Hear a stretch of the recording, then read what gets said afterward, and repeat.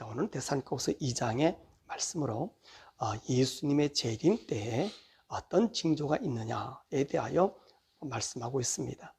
바울이 쓴 서신에는요, 대부분 이 재림 때에 대한 말씀들이 있습니다.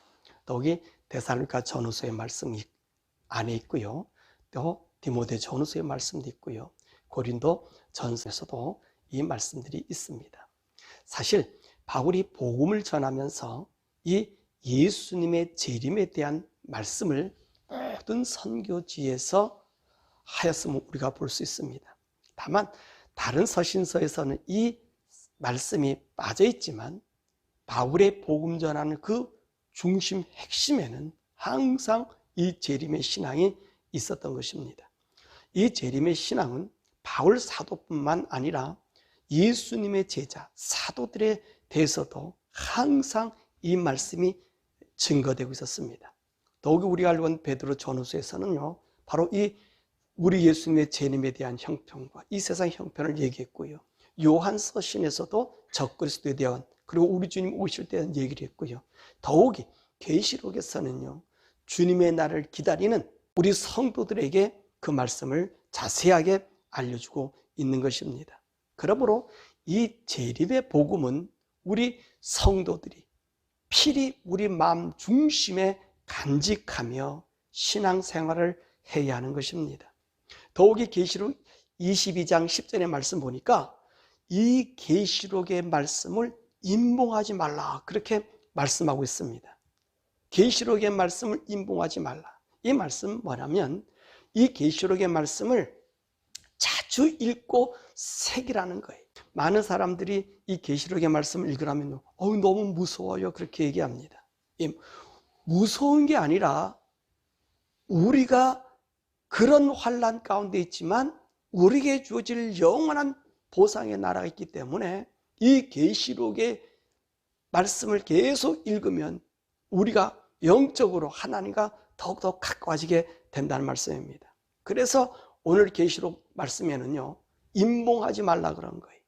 왜냐하면 임봉하면은 안 봐도 될 수 있잖아요. 지나가 될 수 있잖아요.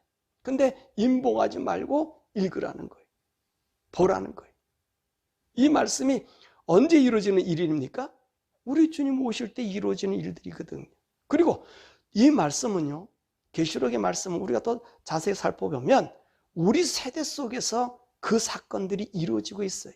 근데 우리는 무시해서 보지 않음으로 이 세대가 어떻게 흘러가는지 모르고 있다는 것입니다. 그래서 우리 성도들은 이 재림의 신앙을 간직하고 사모해야 되는 것입니다.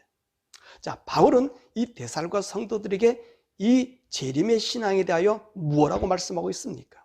5절의 말씀 보니까 내가 너희와 함께 있을 때에 이 일을 너희에게 말한 것을 기억하지 못하느냐. 그러니까 바울은 이 초신자들, 처음 복음을 전하는 모든 사람들에게 이 재림의 신앙에 대하여 말씀하셨고, 이 재림의 신앙으로 성도들을 영적 무장을 시킨 것을 알 수 있는 것입니다. 오늘 2장에서 바울은 무엇을 이들에게 말씀하려고 하는 것일까요? 우리는 바울의 데살로니가 전후서를 쓰게 된 목적이 우리가 무엇이라고 배웠죠? 자, 더욱이 데살로니가 후서는요, 성도들이 이제 예수를 믿음으로 극심한 환난을 받으면서 예수님의 재림을 기다리는 채 염세주의에 빠진 것을 막기 위해서 이 데살로니가 후서를 썼다고 했습니다. 바로 이 말씀입니다.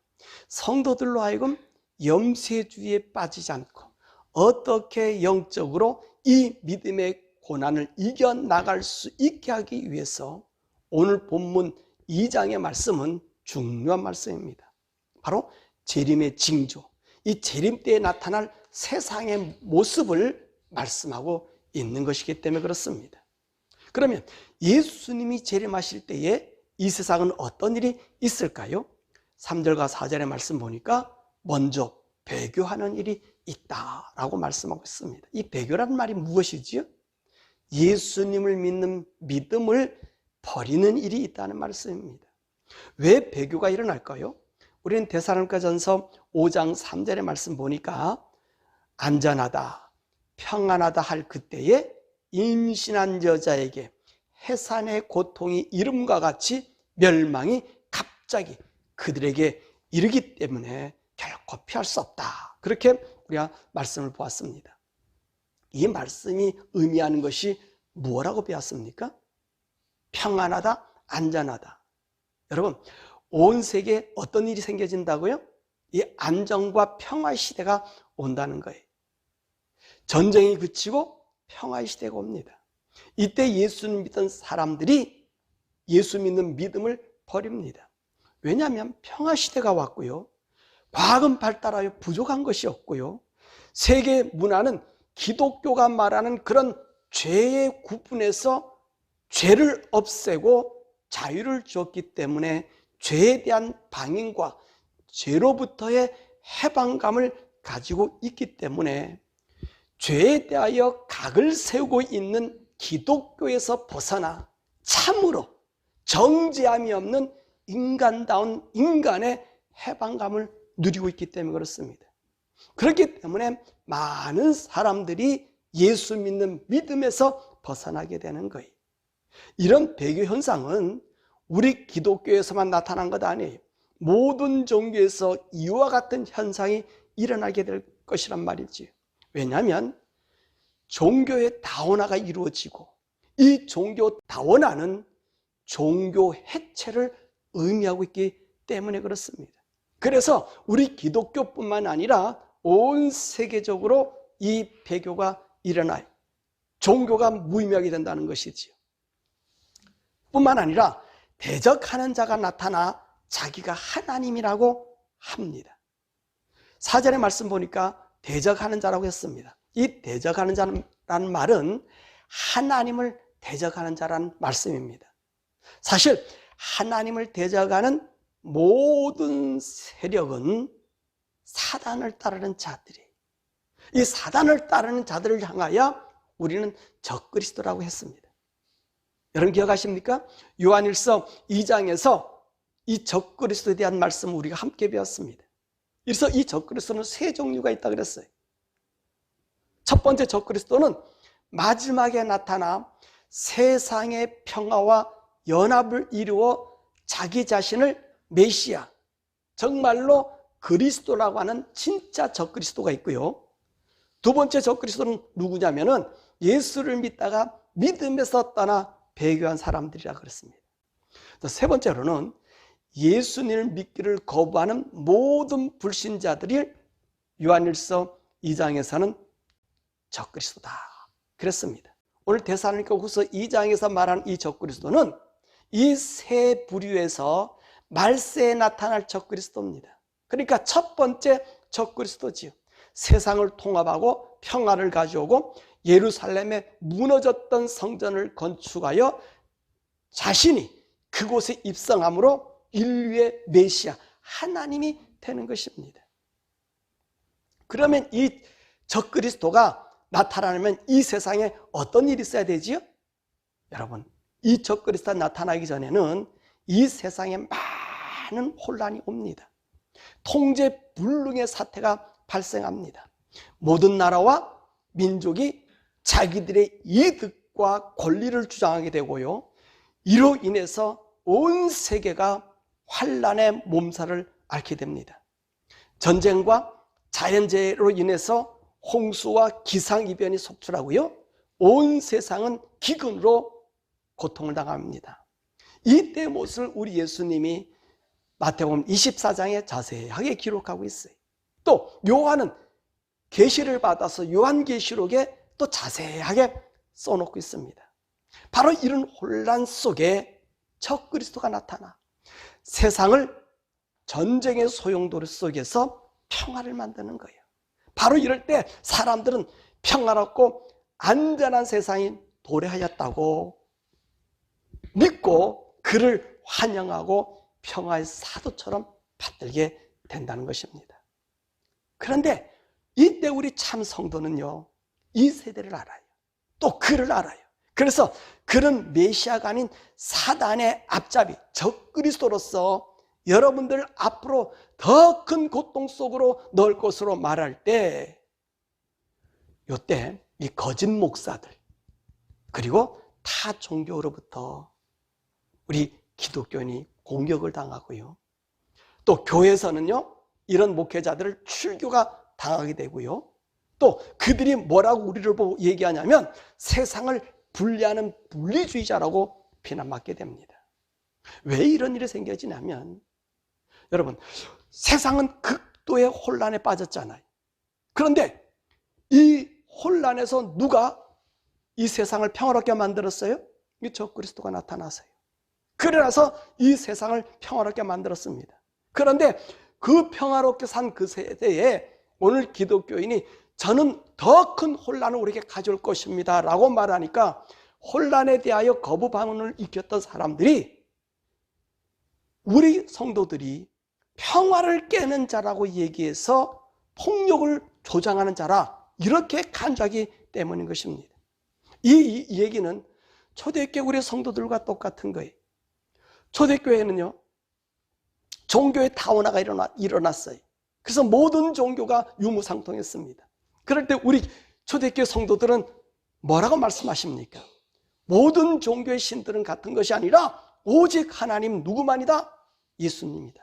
우리의 구원자는 예수님이다. 우리 하나님만이 참 신이십니다라고 얘기하니까, 그리고 그 죄악이 많은 삶 속에서 우리 성도들이 구별된 삶을 살아요. 거룩한 삶을 살아요. 그랬더니 오늘 데살로니가서 이 성도들이 극심한 환난을 당하는 거예요. 초대교회 성도들이 극심한 환난을 받는 거예요.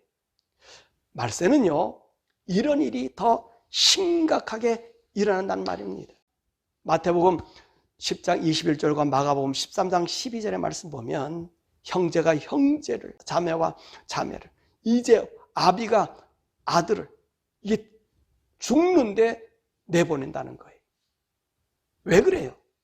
이 마지막 때 이 적그리스도가 나타나서 모든 것을 평화롭게 만드는데, 이 기독교인들은 그와 반대되는 삶을 이야기하기 때문에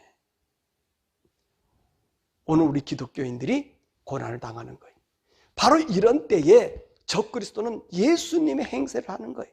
하나님의 자리에 올라서서 세상을 다스리게 된다는 말입니다. 이 땅이 비로소 전쟁도 없어지고요, 온전한 평화 시대가 온 곳으로 모든 사람이 있기 때문에 사람들은 이 적그리스도가 하는 말을 믿게 되고, 그의 말이 법과 질서와 제도를 만들게 됩니다. 그러므로 성도들은 반대되는 입장으로 있기에 박해를 당하는 거예요. 오늘 우리 기독교에서 이 땅이 평화의 시대, 화평의 시대, 사랑이 넘치는 시대, 그 시대가 천년왕국이다 라고 주장하는 사람들이 있어요. 이게 바로 후천년주의자들이, 이 후천년주의자들이 뭐라고 얘기하냐면, 이 땅이 너무나 행복하고 평화스러운 땅이 된다는 거예요. 그래서 우리 주님이 오신다는 거예요. 여러분, 이것이요, 적그리스도 짐승을 신봉하고 이 적그리스도를 메시아로 볼 수 있는 학파라는 거예요. 우리가 요한계시록에서 이분들을 다시 한번 공부하겠습니다만은, 여러분, 그래요. 그러니까 이 세상이 전쟁과 이 고통심, 나라와 민족이 막 싸움을 하는 이 모습, 여러분, 지금은요, 온 세계가 무기 비축하거나 전 난리예요. 그걸 아세요? 모든 나라들이 무기를 지금 구입하거나 난리에 처해 있습니다. 이것은요, 이 적그리스도가 나타난 이 세상의 전쟁, 환난, 이 일들을 준비하고 있는 거예요. 그래서 적그리스도가 나타날 때는 온 땅에 환난이 오는 거예요. 그래서 이 적그리스도가 나타나서 이제 이 세상에 평화를 주는 거죠. 자, 우리 4절 함께 읽어보겠습니다. 그는 대적한 자라, 신이라 불리는 모든 것과 숭배함을 받는 것에 대항하여 그 위에 자기를 높이고 하나님의 성전에 앉아 자기를 하나님이라고 내세운다. 자, 이 전쟁이 이제 잠잠하게 됐고요. 평화가 왔어요. 그러니까 어떤 일이 생기냐면 신이라 불리우는 모든 것과 숭배받는 것에 대하여 그 위에 누가 앉아 있어요? 이 적그리스도가 앉아 있다는 거예요. 무슨 말이냐면 종교가 이제 소용이 없잖아요. 왜 이런 일이 생겨지냐면 전쟁이 막 나오고 사람들이 혼란 빠지고 민족과 민족 종교 전쟁이 일어나니까 종교 지도자들이 이리 뛰고 저리 뛰고 할 거야, 안 할 거예요? 평화를 위해서 하겠지요. 전쟁을 그치려고 하겠지요. 안 돼요. 통합이 되지를 않아요. 화합이 안 돼요. 여러분, 같은 이슬람권의 사람들이라도 수니파와 시아파가 싸움하잖아요. 피 터지게 싸움하잖아요. 안 됩니다. 같은 종교 이슬람 믿어도 안 됩니다. 그러니까 오히려 민족과 민족의 싸우는 그 배경에 보면 종교가 개입되고 있거든요. 그러니까 오히려 불화가 일어나요. 그런데 이 적그리스도가 나타나서 종교도 할 수 없는 세상에 분쟁도 없어요. 공평과 정의로 다스릴 것 같으니, 여러분, 이 적그리스도를 사람들이 누구라 생각해요? 세상의 구세주라 생각하는 거예요. 뿐만 아니라 이 사람은요, 유대인들의 소원인 예루살렘 성전을 재건시킵니다. 예루살렘 성전을 재건시켜. 그가 예루살렘 성전을 재건시키고 거기서 제사를 받는 자가 된단 말입니다. 왜냐하면 이스라엘의 소원은 예루살렘의 성전이 건축되어서 정말로 메시아가 온 세상에 평화를 주기를 원하는 거거든요.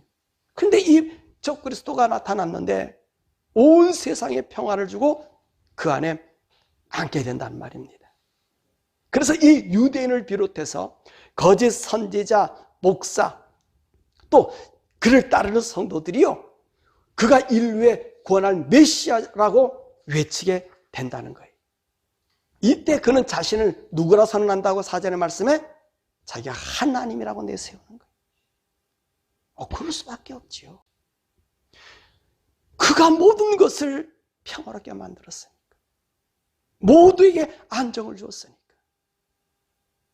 종교 지도자도 못한 일들을 이들이 하고 있으니까. 그래서 내세우는 거예요. 그러므로 이 적그리스도가 나타날 때는요, 이 세상에 혼란에 빠지고요, 전쟁이 나고요, 기근과 질병이 심화될 때 우리는 무엇을 알아요? 적그리스도의 출현이 다가오거나를 알 수 있는 것입니다. 그러면 왜 사람들이 이 적그리스도에게 넘어가게 될까요? 9절의 말씀입니다. 악한 자의 나타남은 사단의 활동을 따라 모든 능력과 표적과 거짓 기적과 불의의 모든 속임으로 모든 멸망하는 자들에게 있으리라. 여기서 악한 자나 대적자나 적그리스도는 같은 말입니다. 이 적그리스도가 나타나서 모든 능력과 표적과 거짓 기적을 행함으로 그에게 사람들이 속아 넘어간다는 말입니다. 근데 이런 능력이 어디서 왔어요? 보니까 바로 그 말씀에 사단의 활동이라 한 것입니다. 즉 사단이 그에게 조종하고 있다는 말씀이지. 이 적그리스도가 사단의 힘을 힘입어서 이런 능력이 나타나게 되는 거예요. 그래서 계시록 13장 2절과 4절의 말씀 보니까 용이 짐승에게 자기의 능력과 보좌와 큰 권세를 그에게 주어 그를 경배하게 만들었다라고 말하는 거예요. 그러니까 이 적그리스도의 탁월한 능력은 하나님으로부터 온 것이 아닙니다. 사단으로부터 왔다는 거예요. 사단으로부터. 즉 사단이 적그리스도를 내세워 자신의 일을 대신하게 하여 자신이 마치 살아있는 것과 같이 이들을 이용하고 있다는 말씀입니다. 그러므로 사단이 자기가 경배받는 것은 적그리스도가 경배받을 때 자기 또한 이 경배를 받게 되는 거예요. 왜 사단이 직접 나서서 활동하지 못하죠? 지금 사단이 어디 있어요? 사단이 무정에 갇혀있기 때문에 그래요.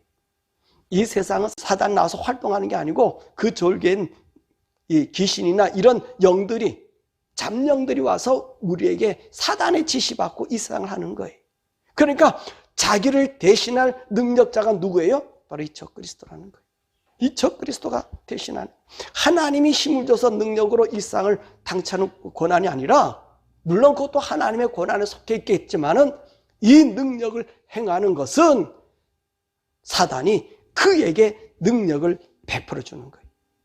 사탄이 이 적그리스도를 내세워서 마치 정말로 이 세상의 유일한 존재처럼, 하나님처럼 보인다는 것입니다.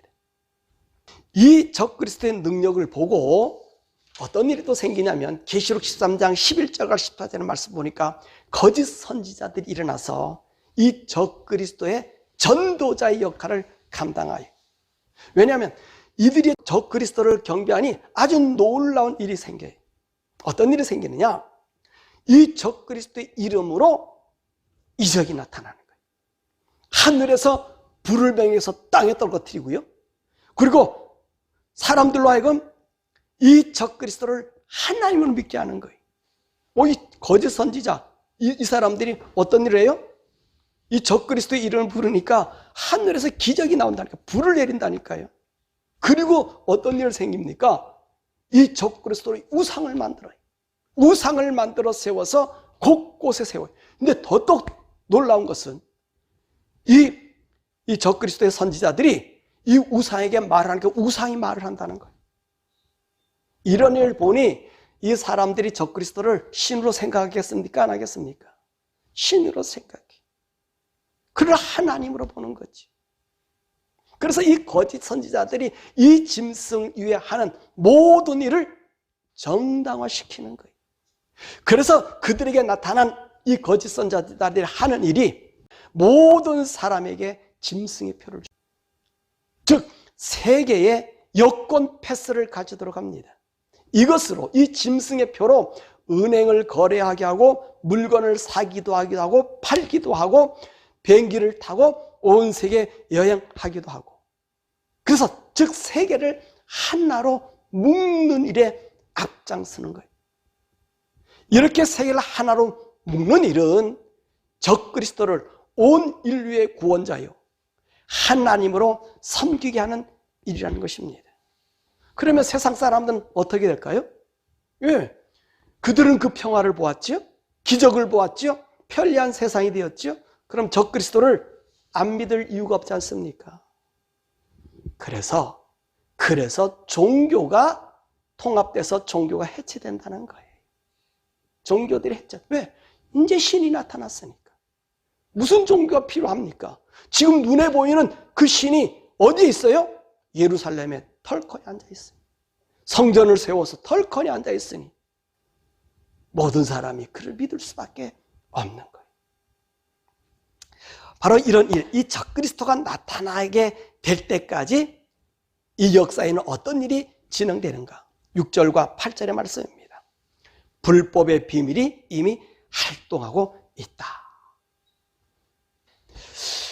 그런데 이 사단의 일, 적그리스도 일이 비밀스럽게 진행되고 있다는 말이에요. 언제까지 이 일이 진행되고 있어요? 이 적그리스도가 진짜 나타나서 활동할 때까지 진행하고 있습니다. 어떻게 진행하고 있을까요? 첫째로, 어떻게 하면 예수님을 구주로 믿지 못하게 하는 사상을 토착화시키는 일을 하고 있습니다. 두 번째로, 세상을 전쟁의 소용돌이로 몰고 가고 있습니다. 셋째로, 과학의 발달로 하나님의 능력을 무시하게 합니다. 다섯 번째로, 종교다원주의를 표방하여 종교 단일화를 이루려고 지금 이 불법의 비밀이 활동하고 있는 거예요. 여섯 번째로, 세계를 하나의 정부로 만들려고 활동하고 있습니다. 그 일이 언제부터 시작했어요? 예수님이 승천하고 난 이후에 계속하고 있는 거예요. 그래서 바울이 오늘 이 말씀을 누구에게 지금 하고 있습니까? 이 데살로니가 성도들에게 얘기하는 거예요. 이때가 언제예요? 바울이 복음전도 예수를 구주로 영접하고 난 10년 뒤의 일들이에요. 10년 뒤. 우리 예수님이 우리 한 30년, AD 30년에 승천하셨다면 지금 50년에 이 서신 썼으니까 20년 전에 지금 이 얘기를 하고 있는 거예요. 왜 이 얘기를 할 수 있습니까? 바울이 그분은 하늘의 세계 하나님의 비밀을 알아서 우리에게 전해주는 주님의 사도로, 이방인에게 복음 전하는 사도로 알려줬기에 이 일들을 우리 주님이 그에게 보여준 거예요. 불법의 지금 이 세력들이 어떻게 지금 움직여가고 있는가, 그렇게 이야기하고 있는 거예요. 이 일들이요, 지금 계속해서 드러나 보이지 않지만 이 속도로 지금 예수님의 이후서부터 계속해서 진행해 오는 거예요. 그럼 왜 이런 일들이 은밀하게, 그래 오랜 세월 동안에 걸쳐서 진행될까요? 6절의 말씀 보니까 하나님이 이들의 세력을 받고 있기 때문에 은밀하게 이 일들이 계속 진행되고 있는데 누가 맡고 있어요? 하나님이 맡고 있어요. 언제까지 맡고 있습니까? 8절의 말씀 보니까 예수님이 강림하실 때까지 이 일들은 계속해서 진행되고 있습니다. 두 번째로 왜 이 일들을 오랜 시간에 계속 진행시킬까요? 오늘 주님의 뜻이 있습니다. 9절과 12절의 말씀 보니까 진리를 믿지 않는 자들을 심판하기 위해서다. 이 진리가 뭐지요? 이 진리가 바로 예수님입니다. 예수님을 믿지 않는 자들을 찾아내기 위함입니다. 그래서 사단은 드러내놓고 활동하지 못하지만 이 사람들 속에 거짓 것을 믿게 하는 많은 일들이 나타나는 거예요. 그래서 본문 11절의 말씀 보니까 미혹의 역사를 그들에게 보냈다고 말하는 거예요. 이 미혹이 뭡니까? 유혹하는 일이에요. 유혹해서 진리신 예수님을 믿기를 거부하는 사람들 속에 나타나는 거예요. 이 불의를 좋아하는 사람들, 12절의 말씀 보니까 사람들은 예나 지금이나 하나님 믿기를 싫어한다는 거예요. 오히려 거짓을 좋아하고 그 거짓을 발전시키고 그 거짓에 매료되어 있어요. 왜 그럴까요? 우리 인간의 마음이 부패해서 그러는 거예요. 우리 마음이 부패해서 거짓을 좋아합니다. 그러므로 인간은 거룩하게 살기를 원치 않아요. 그러므로 사단은 인생들이 예수님을 믿지 못하게 수많은 사건과 환경과 세대를 통하여 은밀하게 적극적으로 개입하여 거짓을 믿게 할 수 있음을 알 수 있습니다. 또한 하나님은 이렇게 예수님을 믿지 않는 자들을 또한 심판하시기 위해서 이들이 세대를 초월해서 활동하고 있지만 그 믿지 않는 자들에게 심판을 행하신다는 말씀입니다. 그러므로 우리 예수님이 이 사단의 세력들이 오랜 시간 동안 하는 것은 어쩌면 모든 사람들에게 하나님의 진리 안에 들어오기를 기다리고 있는 기다림의 한 방편일 수 있다는 것입니다. 자, 이 적그리스도가 본격적으로 활동한 시기는 언제입니까? 바로 예수님이 재림이 임박해서는 이들이 표면적으로 드러나는 거예요. 표면적으로 드러나서 아까 제가 6가지의 사건들을 봤죠. 세계 종교로 하나를 만들게 하고 주님을 믿지 못하게 하는 그 일들을 하게 하고 전쟁의 소용돌이로 몰아가고요. 그래 종교타원주의 문화를 하나로 만드는 이런 일들을 이제 언제 본격적으로 나타나냐? 우리 예수님이 재림이 임박할 때는 얘들이 팍 드러난다. 그때는. 자, 그러면요, 우리가 이런 질문을 할 수 있습니다. 예수님의 재림이 임박하지도 않았는데, 그때도 그러고 지금도 배후에서 활동하고 있지만 이런 일들을 지금은 안 나타났잖아요. 그러면 왜 그때 얘기하지 마시고 예수님 오기 전에 세례 요한을 보냈던 것처럼 엘리야를 보내든지 모세를 보면 될 것 아닙니까? 왜 지금까지 그 오랜 세월 많은 사람들이 재림의 주님을 기다리다가 실족하게 되고요. 또 소위 말하는 예수님 기다리는 희망의 고문을 당하게 합니까? 라고 말합니다. 그렇잖아요. 그 전에는 사람들이 너희들 자유롭게 예수를 믿어. 그러다가 와. 그게 아니라 바울이 그리고 계시록의 말씀을 주면서 어떻게 하라고요? 재림신앙을 너의 마음에 꼭 붙들고 있어. 이렇게 얘기한다는 거예요. 이걸 가지고 있으라는 거예요. 그러니까 오지도 않는 주님 때문에 오늘 데살로니가서의 성도들은 어떤 사람이 있었어요? 이 고난에 못 이겨서 염세주의에 빠지는 자들도 있었단 말이에요. 왜 그 일을 오지도 않을 거 2000년 동안 우리를 괴롭히냐는 거예요. 그렇게 얘기할 수 있잖아요.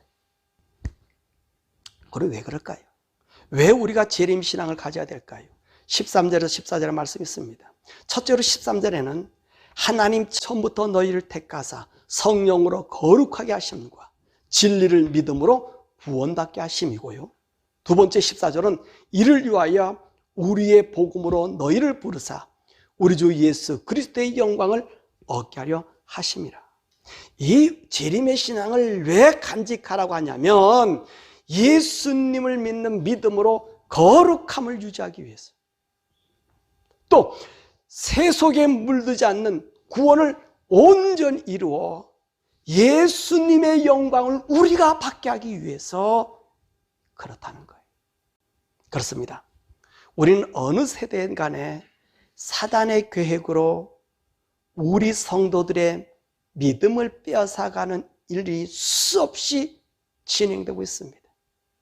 이때 우리로 성령님으로 거룩함을 보존받고, 그리고 예수님을 믿는 믿음이 흔들리지 않게 깨어있게 하기 위해서는 이 재림의 신앙이 없으면 우리는 새 속에 물들 수밖에 없다는 것입니다. 이런 점들 때문에 우리 예수님도 복음을 전하시면서 항상 뭐라고 말씀하셨어요? 깨어있으라고 말씀하는 거예요. 제자들도 뭐라고 얘기해? 깨어있으라고 말씀하는 거예요. 지금 깨어있으라고 강조하는 것은 우리가 재림의 신앙으로, 주님 기다리는 신앙으로 깨어있지 않으면 나도 모르게 우리 신앙은 세상과 함께 어울리다가 이 불법을 행하는 자들이 비밀리에 행하고 있지만 부패한 우리 심령이 거기에 쏠려버리는 거예요. 그래서 거룩함을 잊어버리고 구별됨을 잊어버리고 예수 믿는 믿음이 없어진다는 거예요. 그래서 오늘 바울은 우리들에게 깨어있는 신앙, 이 세상과 어울리는 것이 아니라 주님을 고대하는 신앙으로 살아야 된다고 말씀하고 있는 거예요. 여러분, 우리가 깨어있는 신앙이 있지 않고 주님을 소망하는 신앙이 없으면요, 누가 뭐라 해도 우리는 세상과 자동적으로 어울려 삽니다. 그러다가 세상이 망할 때 함께 망할 수밖에 없어요. 이 모습이 언제 나타났습니까? 노아 홍수 때 나타나지 않았습니까? 노아 홍수 때. 그렇게 노아가 복음을 전해도 믿고 따라오는 사람이 없어요. 똑같은 현상이 이 세상에 나타나니까 우리 주님이 우리들에게 이 재림의 신앙을 주었어. 어떤 사람은 이것이 희망의 고문이라고 얘기할런지 모르지만 우리를 어떻게 하기 위해서? 거룩하게 구별시켰어. 누구의 상을 받게 하기 위해서? 예수님 같은 지위를 우리에게 주기 위함이라고 말씀하고 있습니다. 지금은 그런 때가 아니죠. 지금 태동하고 있는 때지만 적그리스도가 나타나서 우리를 끌고 가는 시기는 아닙니다. 그런데 말입니다, 우리가 이 환경 속에서 왜 우리 주님이 깨어있으라고 얘기하죠? 우리가 하나님의 능력보다 이 세상의 문명의 혜택을 보다 보면 하나님을 온전히 믿을 수 없습니다. 하나님보다 먼저 세상 것을 의지하게 됩니다. 그러다 보면 어떤 현상이 일어나죠? 세상에 우리가 학습이 됩니다.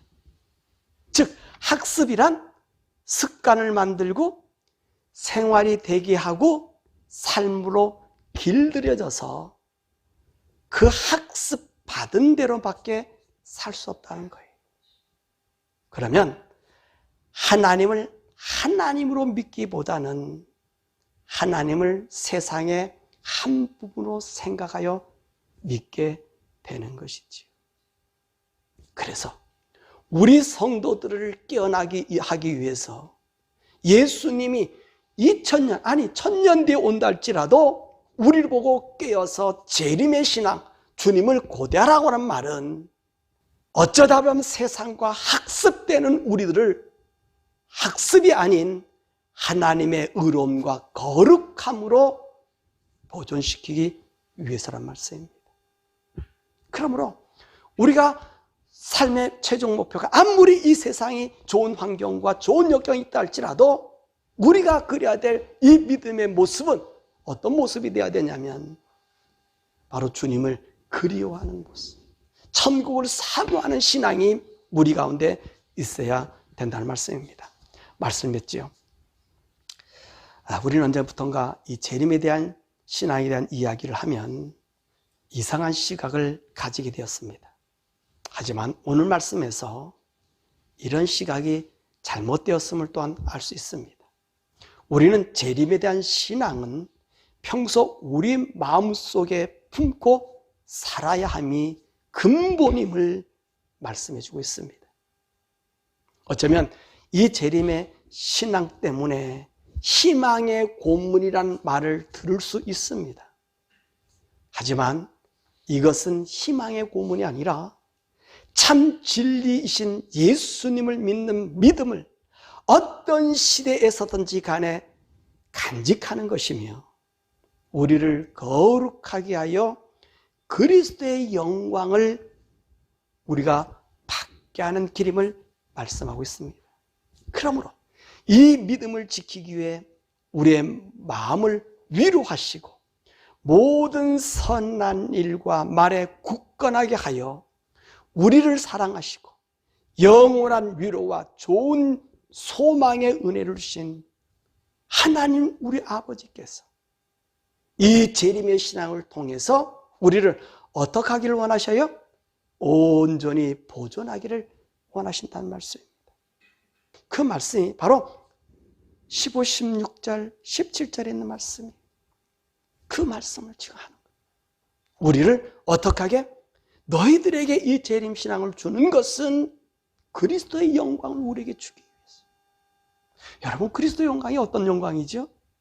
하나님의 아들의 영광입니다. 온 우주가 떠받드는, 온 천상 세계가 떠받드는 그 영광을 누구에게 주려고? 우리에게 주려고. 이 재림의 신앙으로 악과 세상에 분리돼서 하나님 바라기의 삶으로 하나님의 영광을 입히는 거룩한 자녀가 되기를 원하신다는 말씀입니다. 그러므로 여러분들의 마음과 제 마음에는요, 재림의 신앙이 있을 때 깨어날 수 있어요. 그리고 이 재림의 신앙이 가지고 있으면, 그리고 하나님 말씀을 보면 세상을 볼 수 있어요. 내가 세상화가 되지 않으면 세상을 볼 수 있어요. 근데 내가 세상화가 되면 하나님을 볼 수 없습니다. 말씀에서 세상화가 되지 않을 때 그 하나님의 나라와 사단의 역사가 우리 눈에 보이게 됩니다. 그러므로 계시록의 말씀을 읽으면서, 오늘도 데살로니가 전후서의 말씀을 읽으면서 우리가 영적으로 준비하는, 그리고 재림의 소망 속에서 우리 온 영과 혼과 몸이 정말 그리스도 앞에 거룩하게 보존되시기를 주님의 이름으로 축원합니다.